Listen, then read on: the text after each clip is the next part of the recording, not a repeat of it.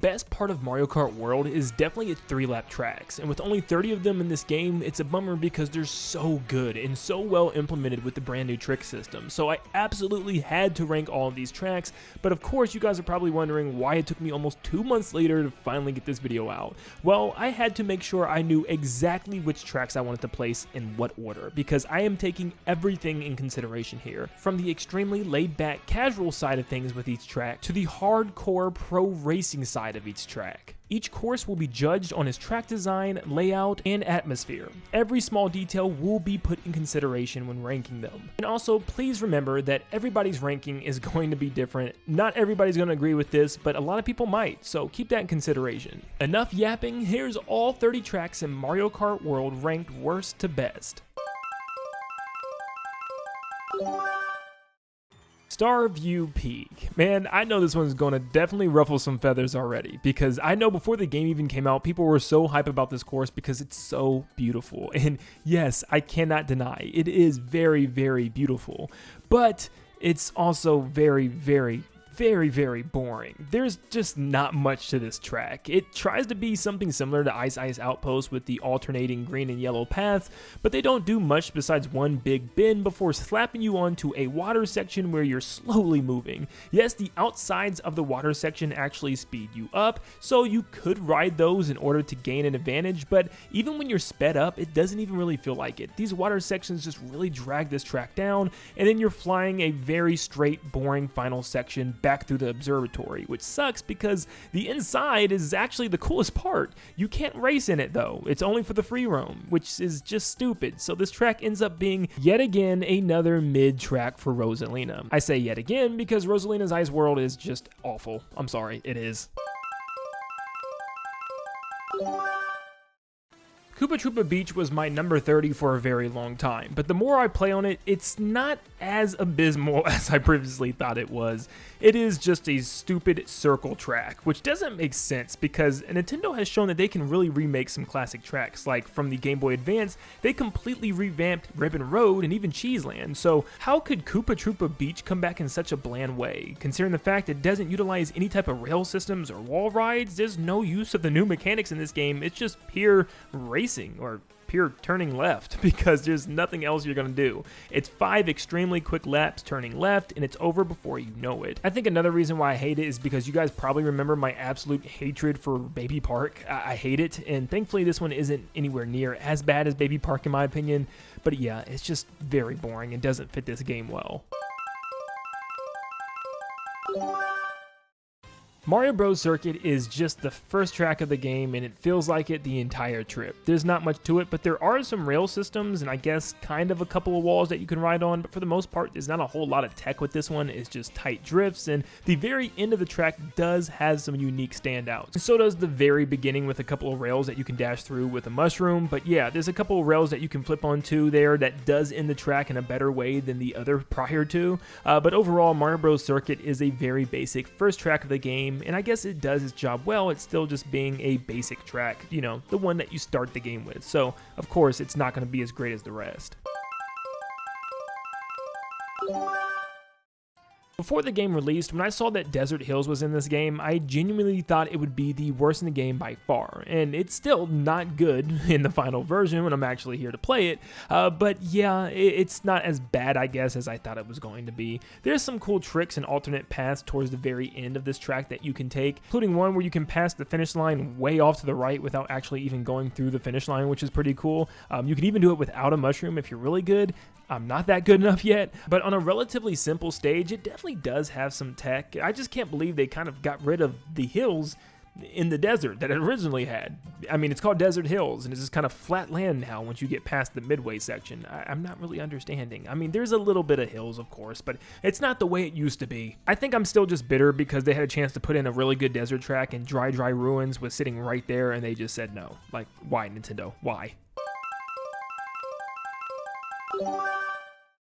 The same as Desert Hills, Mumu Meadows was another one that had me just scratching my head in confusion when I saw that it was in this game. Like, why? How many times do they have to bring back this farm track? It's not that interesting, and of course, they didn't do much to change it at all in Mario Kart World either. There's not many walls or rails to ride. However, the reason why I put it as high as it even is on this list is because there is actually a ton of tech that you can actually learn with this track. You can jump off the cows, off the rails. I mean, you're literally going off the rails on this track. It's absolutely absurd, and it's probably one of the hardest courses to get the tech down. I mean, some of these I absolutely cannot do without using multiple mushrooms, but even with that, you can hit some really devious shortcuts if you know what you're doing, and that's why Mumu Meadows is still a mid-track in this game overall. However, it's probably the best version of Mumu Meadows we've ever gotten, simply thanks to the extreme tech we have on this track. Cheep Cheep Falls is one of those tracks that just continuously makes me rage because of the way it works, which is unfortunate because it's a beautiful track with a gorgeous layout as well. Unfortunately, it's the water physics in this game that just doesn't make this track work well at all. I mean, there's so many branching paths and little things that you can get up on, like on the wall or on the tree branches dangling over the waterfall area, but it's unfortunate because it's hard to move anywhere. You're constantly sliding and flipping and pushing left and right. You can't even really control your cart, especially if you're getting bumped or hit with items from other players.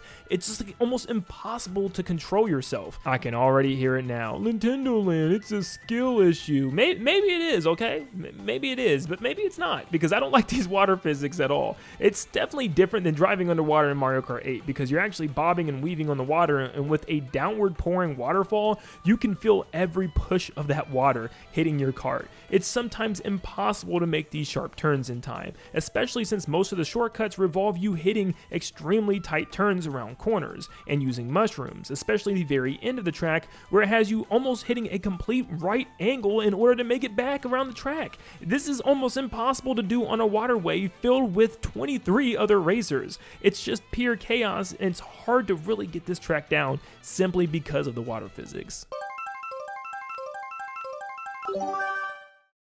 Peach Beach got an upgrade in this game, but is it a massive one?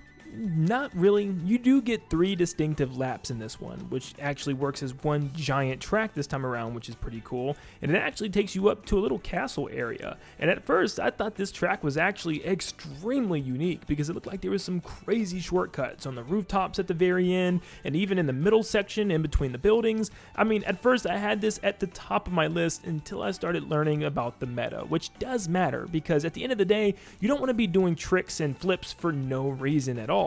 And I feel like a lot of these sections are indeed the slowest section. If you look at the world record so far, the fastest section is just driving straight down this castle area and just using a mushroom through the boxes, skipping most of the unique parts of this track. Sure, you can rail ride and wall ride into your heart's content on this stage, but you are going to lose places, and you're going to end up losing the race overall if you choose to do a lot of these, where the fastest path is just driving straight. And that reminds me, the whole third lap of this track is just driving straight on water with like one big bend, and that's it. It's very slow, it's very boring, and it's one of those things that just reminds you of the intermissions in this game where whoever just has the best items in that final lap is going to finish strong.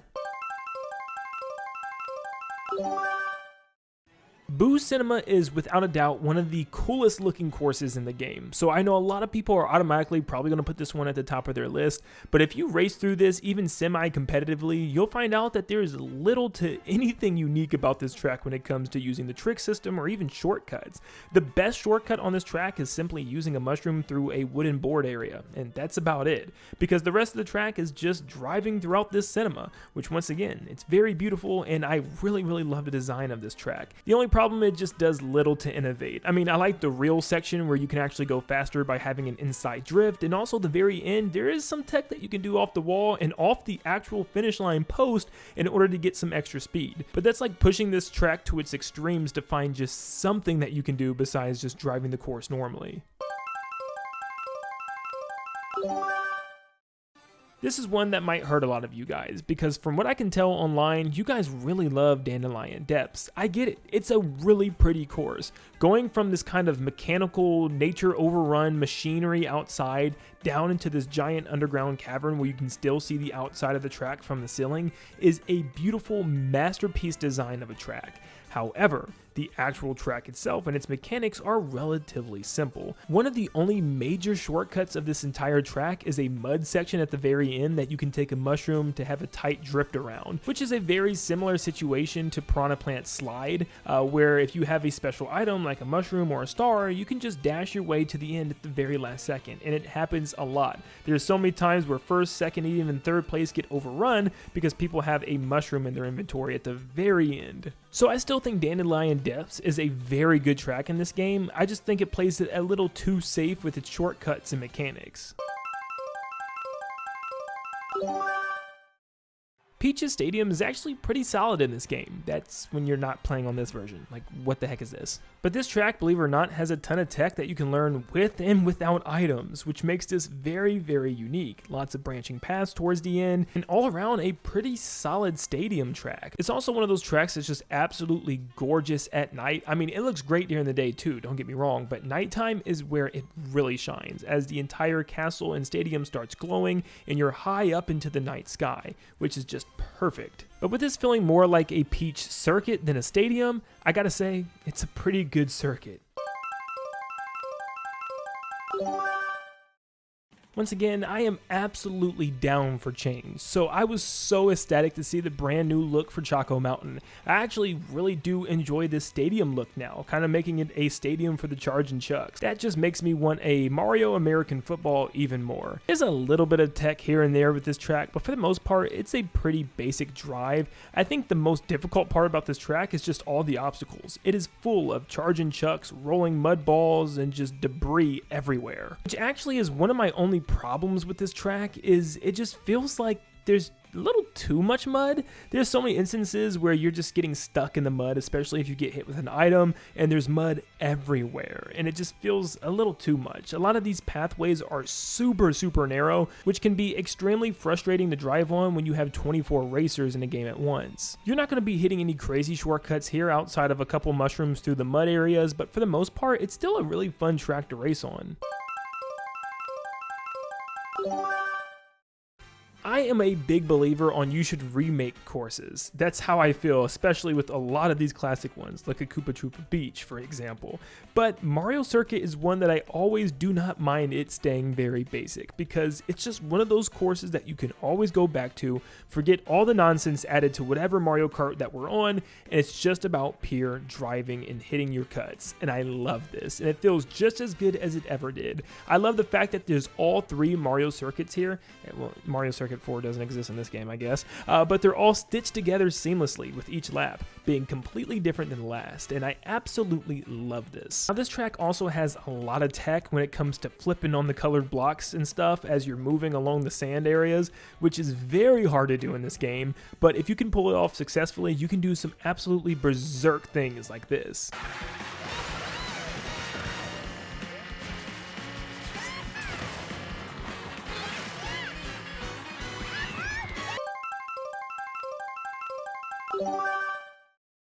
Crown City brings me right back to Mario Kart Tour's city tracks, where, once again, we're racing through a giant city. But this one isn't all as boring or bad as the past ones from Mario Kart Tour have been.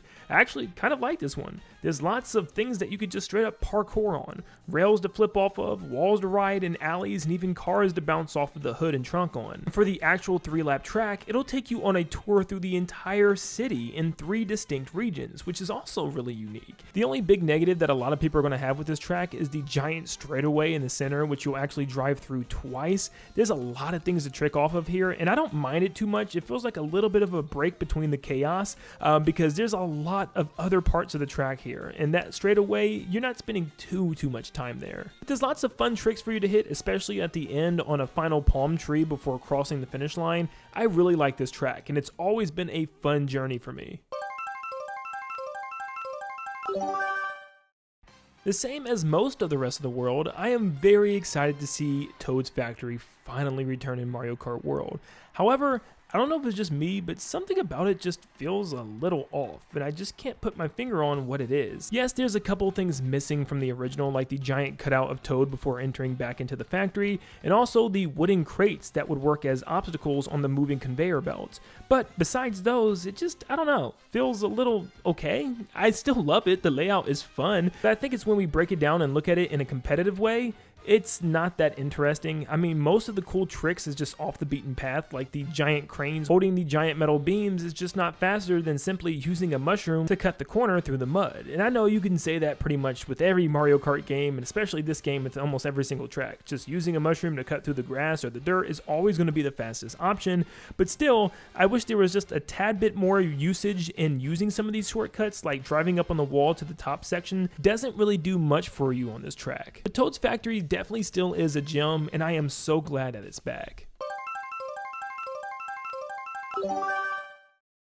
DK Spaceport is probably the most creative track I've seen in a very long time. A space station based off of the original Donkey Kong arcade game is so awesome. Each layer being completely different, where some have barrels rolling across the track or rolling towards you, or even a giant metal Robo DK tossing these barrels at you. It's actually pretty unique. There's tons of rail sections, wall sections as well.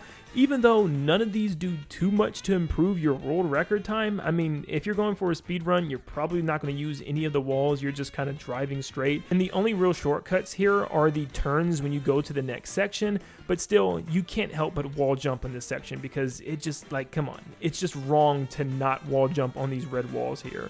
But at the end of the day, this is a very, very well put together track. That end section can be very hectic for the final stretch, and it always just feels like a big final photo finish to reach the finish line. Well, you guys have officially made it to the halfway point of this video. Thank you so much for watching up to this point, and leave a like and subscribe if you're enjoying the video so far. It helps out a lot. We are trying to reach our goal of 400,000 subscribers by the end of the year, and we're almost at 370 right now. So you can make that happen by just leaving a like and subscribing. Thank you guys so much for your support, and on to the rest of the video. Sky High Sundae was one of those tracks in Mario Kart 8 that neither me or my friends really cared about because it was just a basic loop with not too much going on, but I'm happy to say that it feels very fresh and actually really fun in Mario Kart World. And I can't really explain why, because not all that much has changed. There's a couple of extra routes and also lots of rails to ride, and the only real major difference is the fact that you can actually ride on the inside of the wall on that final bend, but it's just like enough to put this track in a really good position for me. I don't know, is it just me? Maybe I'm overreacting and maybe this track really isn't that good, but I'm telling you, every time I play on it, I just have a blast, and the aesthetic is just better than ever this time around, especially during nighttime and it's snowing. It's an absolutely beautiful sight. The entire course is now filled with these LED neon signs that glow really bright at night, and it just really livens the whole course up and makes everything look even more delicious than it already did. I love Sky High Sundae in Mario Kart World, and I never thought I'd say that.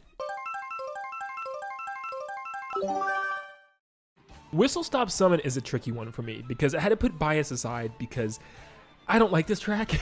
Personally, I don't think it's that good for me, but I understand why a lot of people really like it. It is full of all types of crazy tech. You just really have to learn it. And I haven't practiced all too much, but it is very difficult to hit some of these things. I mean, just literally look at some of this stuff.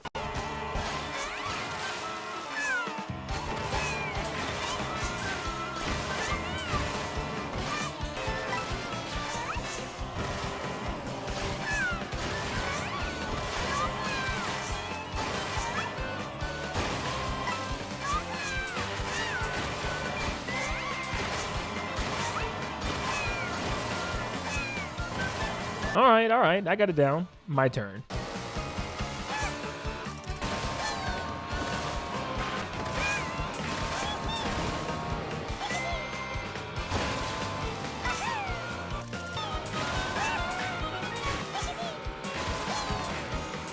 Yeah, screw this track. This is without a doubt one of the most tech-heavy tracks I think I've ever witnessed in my life, and I think this was like a extreme anti-casual track altogether. There's so many rail systems and so many optimal ways to hit them, and you can also very awkwardly get attached to some of the rails when you don't even want to, which I'm just not a big fan of, but I recognize this track for being very skill-heavy, even though I'm just not to that skill level, at least on this track.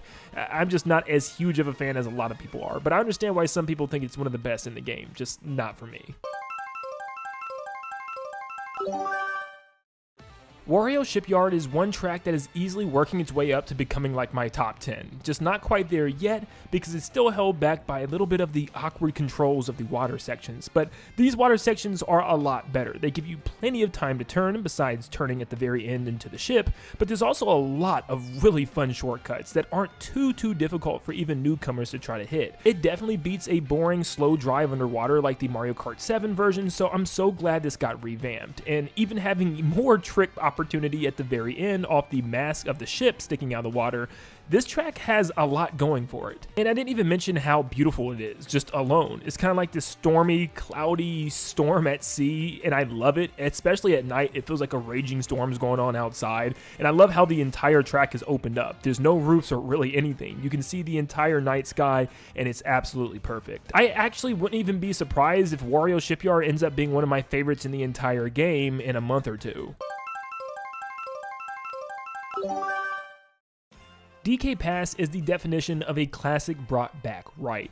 They bring back this course pretty much as a one-to-one recreation from the DS, but this time adding lots of trick opportunity off the sides of giant cliffs, walls that you can ride up and cut the course in half, and even trees and poles that you can bounce off of to cut gaps. They thought of it all when it comes to this course, and I absolutely love it. As a big snow-themed track guy myself, you know I was happy with this one. I genuinely don't have much complaints, and this is when we're starting to get into the really good Mario Kart World tracks. I mean, top of the top, because this one is pretty peak to me.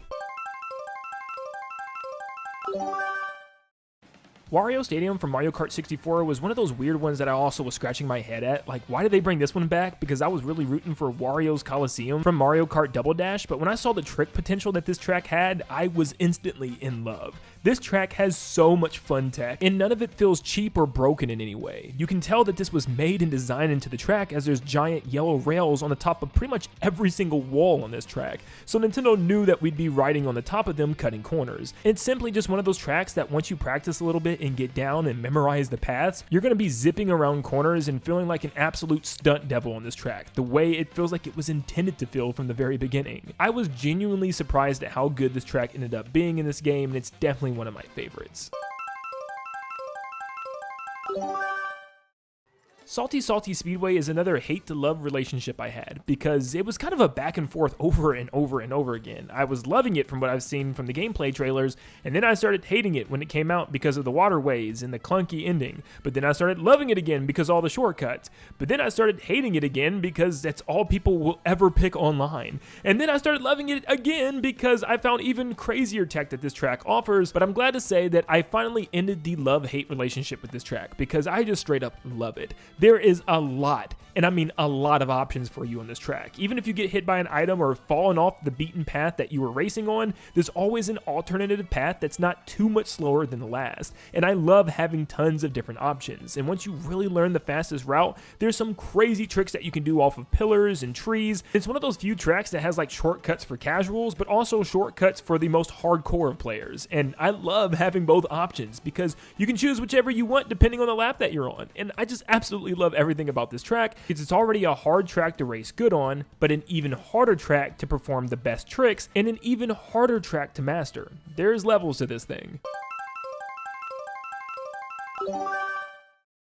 I often see questions of people asking me what's my favorite track in Mario Kart, and without a doubt for a while it has always been Airship Fortress. Airship Fortress is just a classic, man, and it is brought back as a one-to-one recreation, with absolutely no changes really. Yes, there's a couple of rail sections in the beginning and maybe two super small ones in the halfway point, but for the most part it's exactly the Airship Fortress we all love and remember, and I am so glad that they didn't touch it because I love Airship Fortress, man. I am so glad they decided to not bring this back in Mario Kart 8's Booster Pass and instead save it for this game. Could this course have used a little bit of an upgrade, maybe adding some more airships that we raced on and stuff? Sure, I guess you can nitpick and complain, but I love the way that this track already is. Honestly, I don't think it needs anything because it plays so well. There's a lot of tight turns and corners, a slight flying section before a super long drift down a giant tower to reach the end of the track. It's got some obstacles, it's got tight turns, it's got the absolutely beautiful war aesthetic going on outside. I'm not saying war is beautiful, please don't get me wrong there, but you get what I'm saying. It's a beautiful looking track, especially when you're flying out of the cannon. It's gorgeous, and I am so happy to see this track return. The fact that I put 8 other tracks on this list over Airship Fortress should show you just how good the rest of these tracks are in this game. Dino Jungle has one of the greatest upgrades I think I've ever seen out of a Mario Kart track. I love the Jurassic Park theme now, with a giant dino facility that you enter, which I absolutely love. The giant T-Rex breaking through the doors. All the T-Rexes actually can walk around the track as an obstacle, where each lap you'll see a different one, starting with a Triceratops that you can ramp off of its head, moving to like a Stegosaurus, and then finally the T-Rex starts trampling down the middle of the track. I absolutely love this, and sometimes it can get a little too crammed, especially with that Triceratops on lap 1. It's just sometimes too much with 24 racers, but still, I love this, and I love the freedom that the dinosaurs have. It just kind of makes this track feel open in this open world game. I love it.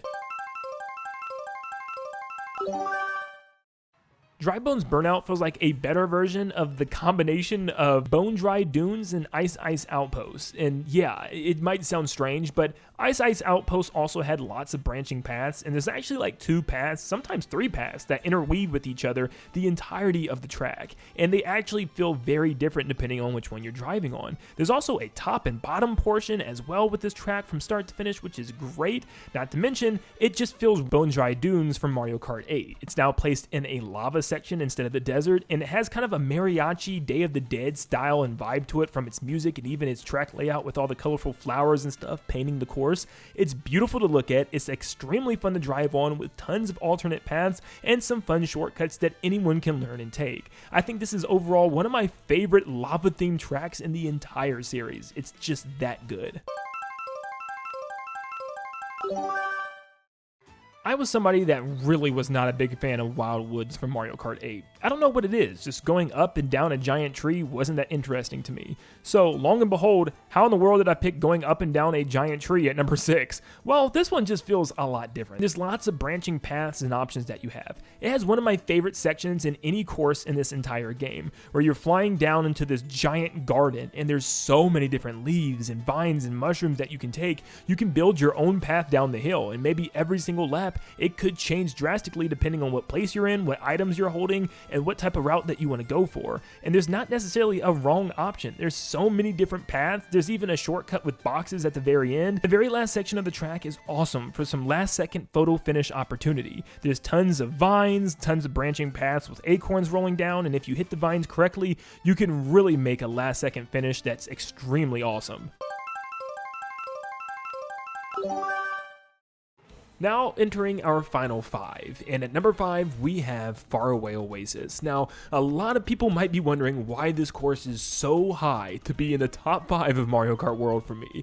I'm sorry, my bias is going to take over a little bit here. I have a huge love for the African savanna and even the Sahara themed tracks and worlds and games. I love them so much. Grassland Groove is one of my favorite stages ever from Donkey Kong Country Tropical Freeze, so when I saw this one before the game even came out, I knew I was going to fall in love with it. It is an extremely well put together track. Sometimes you don't need tracks to be super long or super in depth with tons of shortcuts, because Away Oasis has a little bit of everything you could possibly need in this game. It has tech for the most hardcore of gamers that I still can't hit this one. How does he get up here? But it also has tech for casual and even intermediate gamers, and I really love this stage. There's a little bit of water sections that's not too difficult to traverse. There's a really cool ending where if you have a mushroom, you can dash around the corner and hit a shortcut at the very last second to overthrow first place. It's a short, sweet, but very effective course in this game. I genuinely love this track, and it's etched its way to be one of my favorite tracks in Mario Kart history. Honestly, if this was just what I like and not taking in consideration what other people would think about this track, I'd probably say it's my favorite one personally in the entire game.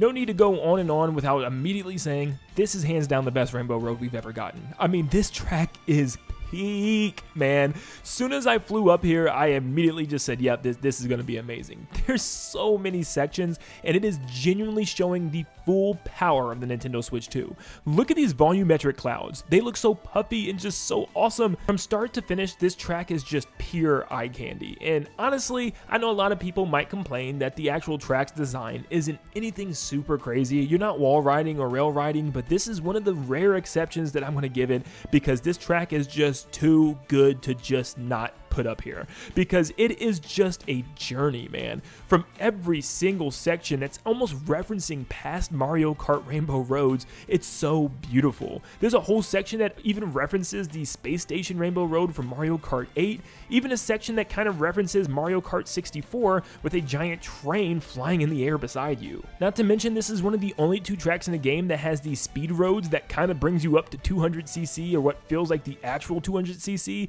and it feels so fun to race on because you actually are moving a lot faster, and it's just a bunch of really sharp turns and curves and little paths that you could use mushrooms on to take the advantage. That last stretch is really a rush, as the last like 5 players up there try to fight and compete for that final place, and it always is a race to the very last second on this one. I absolutely adore this track, but if I had any complaints, it's just the stupid spawn rate of blue shells here. I mean, you're gonna get hit with like 4 or 5.